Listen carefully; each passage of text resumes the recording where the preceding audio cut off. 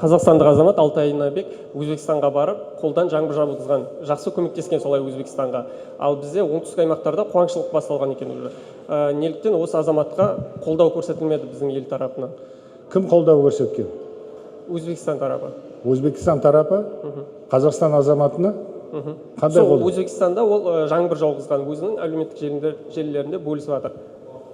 Өзбекстанда жаңбыр жауған, сосын Ол қолдан жаңбыр жауғызған, өзінің аппараттары бар. Қазақстан тарапынан неліктен бұл кісіге қолдау білдірілмеді? ондай жаңалықтарды бірінші рет естіп тұрмын, шынымды айтсам. Ештеңе айта алмаймын. Бұл кісіні танымайсыз ба? Ол деген бір өте ерекше зат. Аппарат бар, жаңбыр шығарады. Бұлттарды жинайды, жаңбыр жауғызады.